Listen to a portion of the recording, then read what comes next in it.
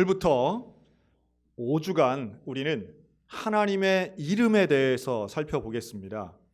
우리를 구원하신 하나님, 우리를 창조하신 하나님, 우리와 동행하시는 하나님, 우리를 치료하시고 승리케 하시는 하나님을 우리가 이제 앞으로 볼 텐데요.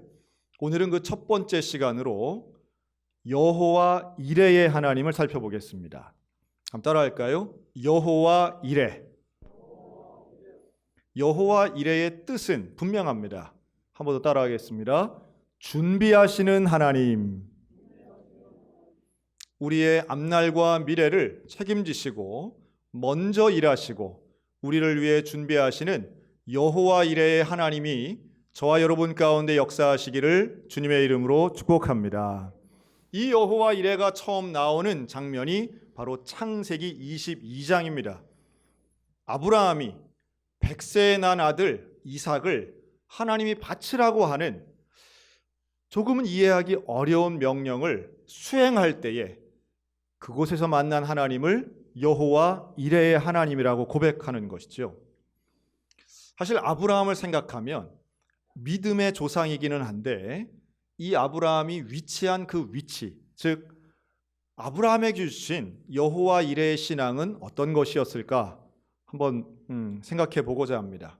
여호와 이레의 신앙, 최소한 아브라함에게 있어서는 약속에 대한 믿음이었다 이렇게 볼 수 있어요. 하나님이 아브라함을 부르면서 세 가지를 약속하십니다. 첫째는 땅을 주겠다. 너는 내가 내게 명한 그 땅으로 가라. 그 땅 이름은 가나안이죠. 가나안 땅을 주겠다고 약속해요. 두 번째는 후손에 대한 약속이었습니다. 하늘의 별처럼 땅의 모래알처럼 내 후손이 창대하게 될 것이다.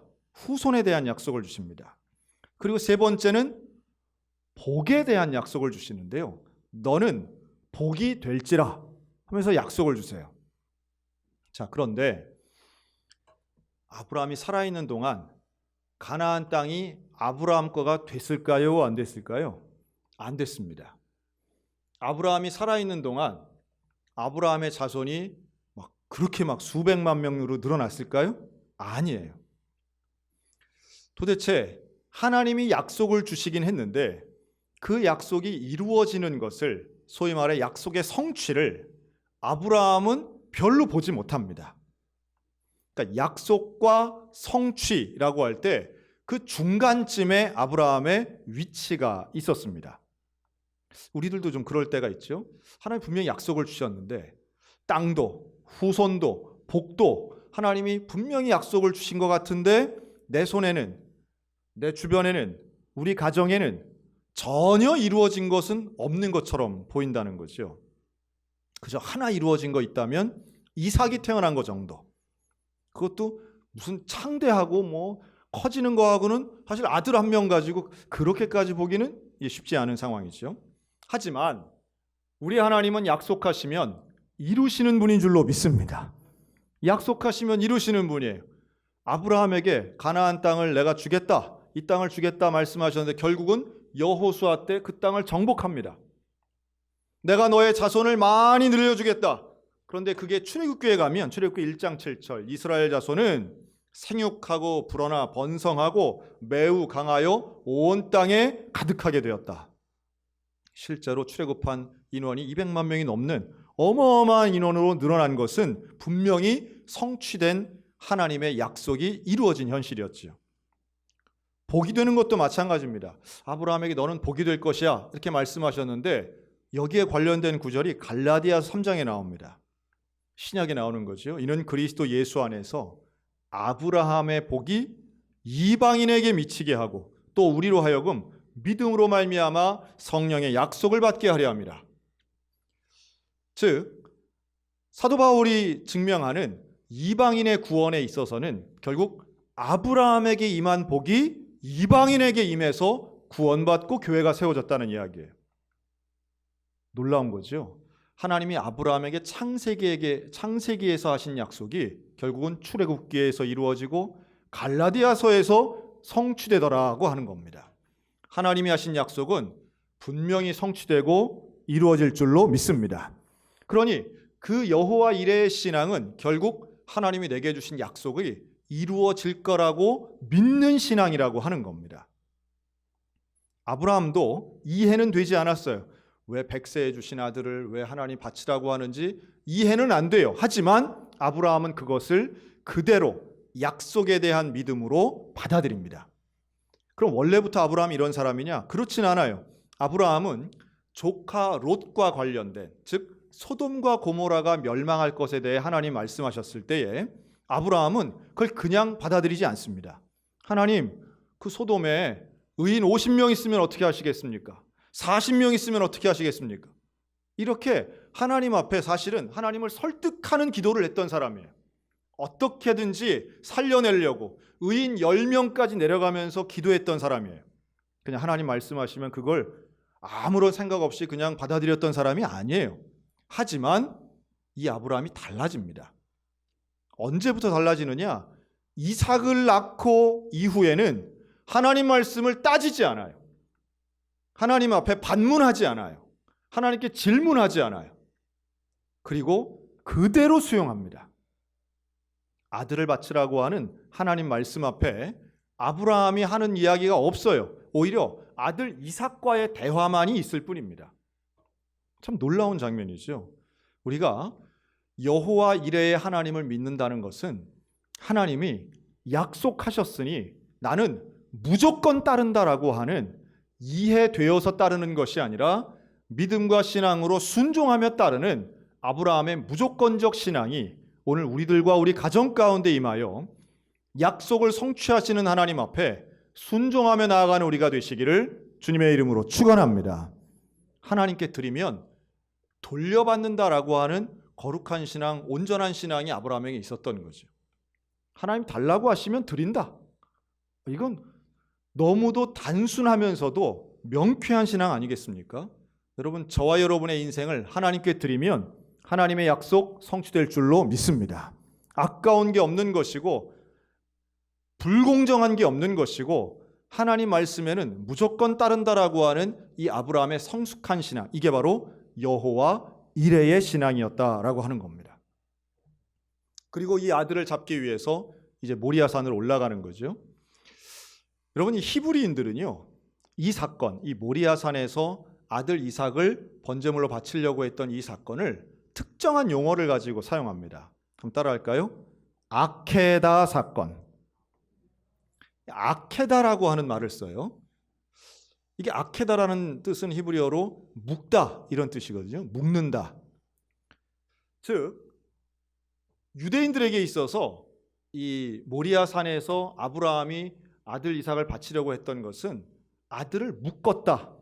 그래서 그 사건을 우리가 이제 탕자의 비유 뭐 이렇게 어떤 한 제목을 붙이는 것처럼 이 아브라함의 사건은 아케다 사건이라고 말하는데요. 이 아케다 묶었다라고 하는 걸 아브라함의 믿음으로 해석을 하는 겁니다.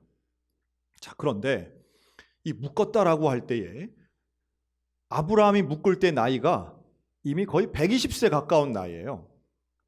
반면 청년 아들 이삭은 최소한 16살, 많으면 한 20살, 그러니까 뭐 혈기왕성한 나이입니다. 사실은 묶은 아브라함도 믿음으로 대단하지만 묶도록 가만히 있는 이삭의 모습도 상당히 중요하다라고 하는 겁니다. 이삭이 질문하죠. 아버지, 번제할 어린 양은 어디 있습니까? 그때에 8절에 아브라함이 이렇게 대답해요. 하나님이 자기를 위하여 친히 준비하시리라.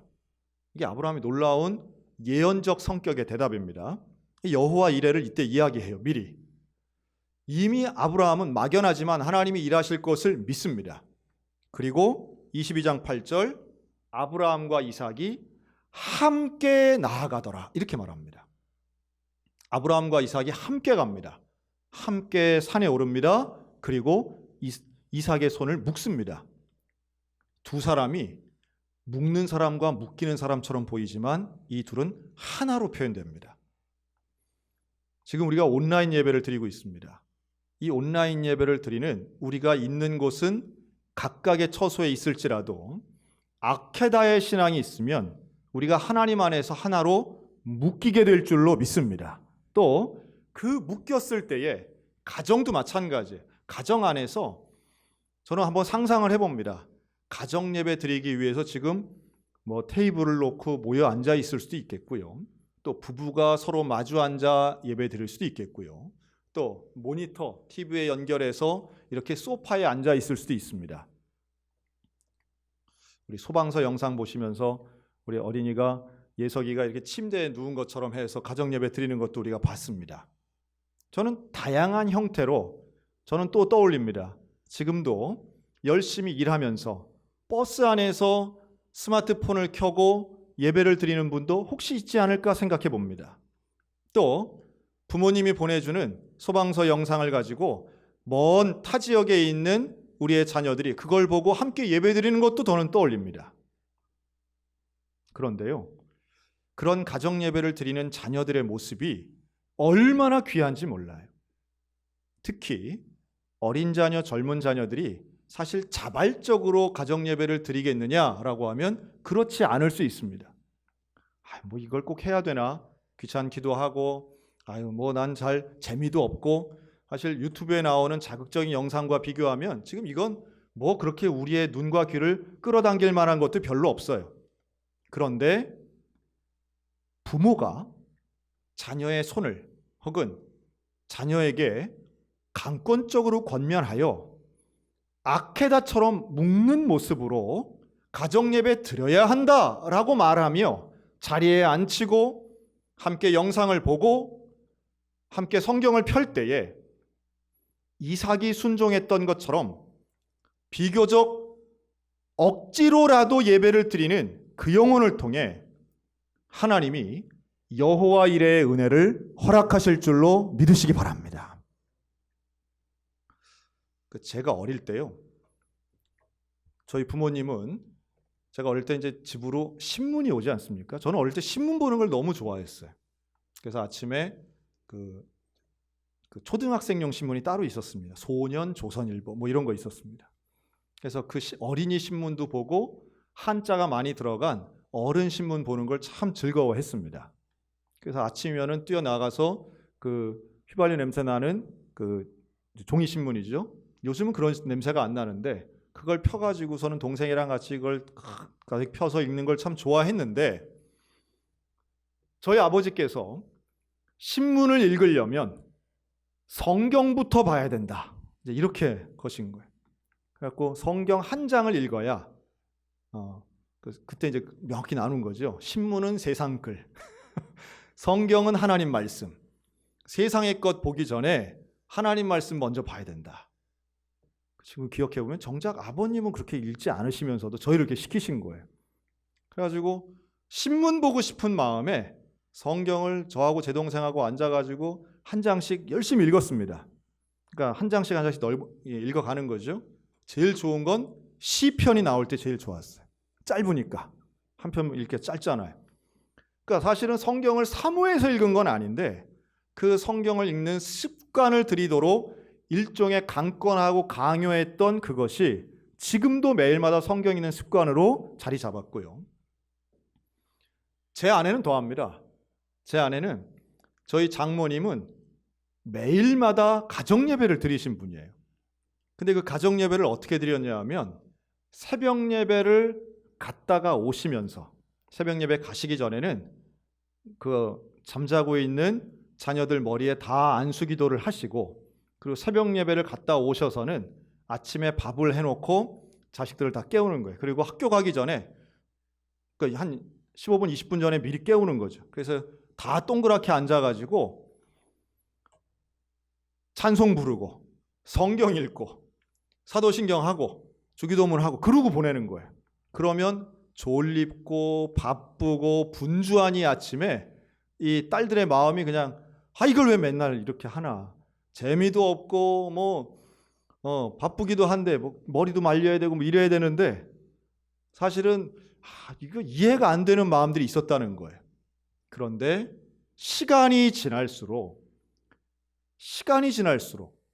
저희가 자녀를 키우면 키워볼수록 우리 엄마 어떻게 이걸 했나?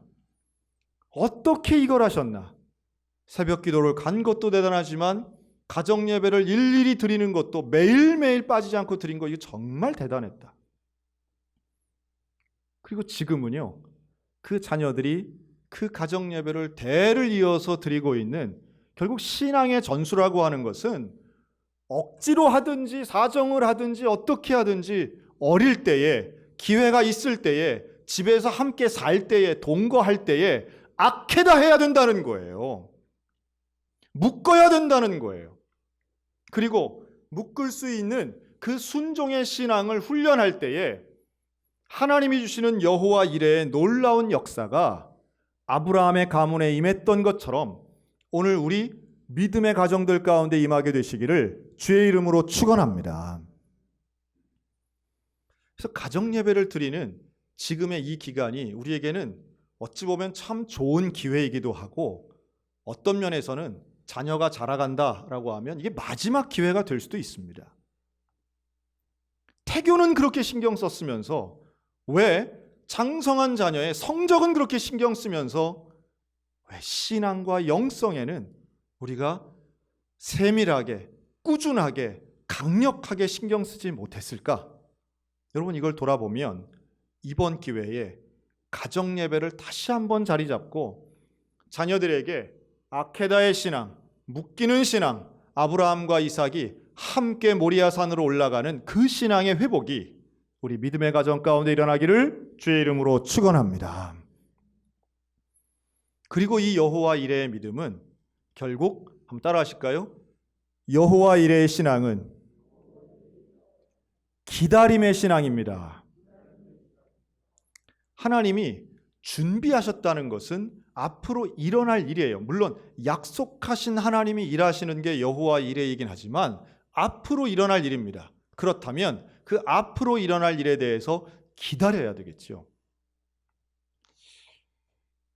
아브라함과 이삭이 모리아 산까지 갈 때 걸린 시간이 3일입니다. 3일. 여호와 이레, 하나님이 준비하신 그 놀라운 기적을 경험하기 위해선 3일 길을 걸어갔어야 되는 거예요. 3일을 걸어가는 그 믿음과 신앙과 그 기간, 이걸 통해 양을 준비하신 여호와 이레의 하나님을 만난 줄로 믿습니다. 오늘 우리들이 겪고 있는 이 고난, 이 어려움, 도대체 언제 끝날지 모르고 도대체 언제 회복될지 모르겠습니다. 한숨이 절로 나오고 답답함의 상황이 이어지고 있습니다.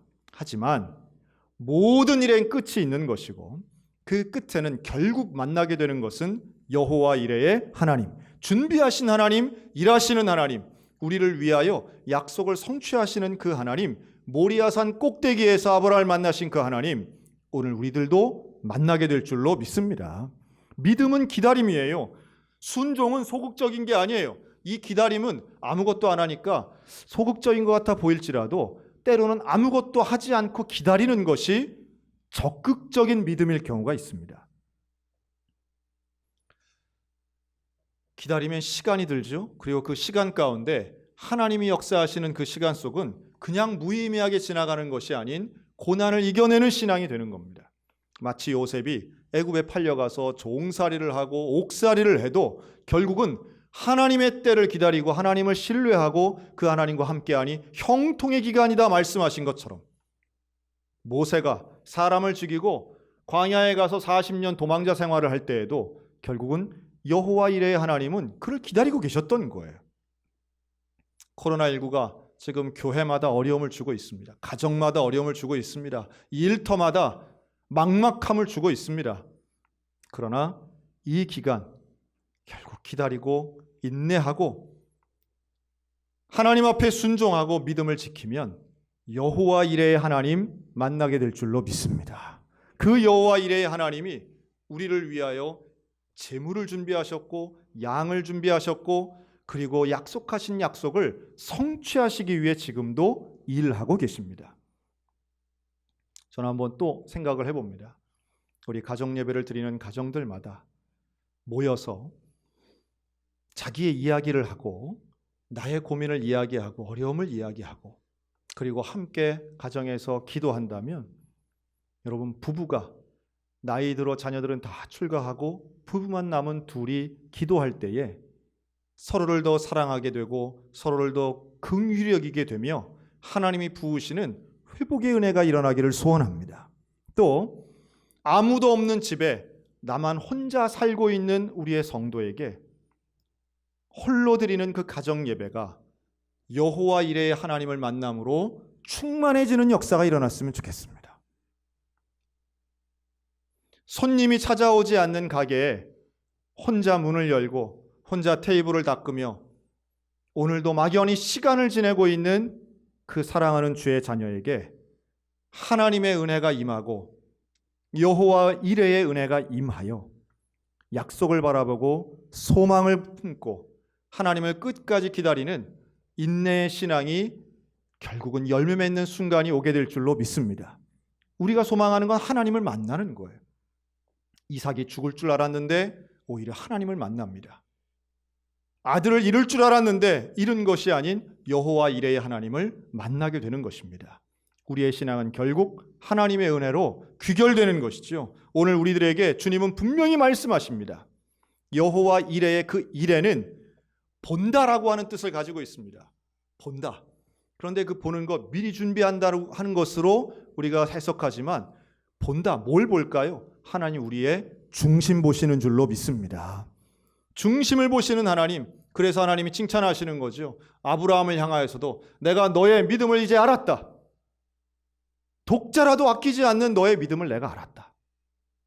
여러분, 모리아산 꼭대기에서 만난 하나님은 야박하신 하나님이 아니에요. 잔인하신 하나님도 아니에요. 나를 망치려는 하나님이 아니라 나를 인정하시고 나를 기다리시고 나를 위해 준비하시고 나의 중심을 보시는 하나님이셨다라고 하는 겁니다.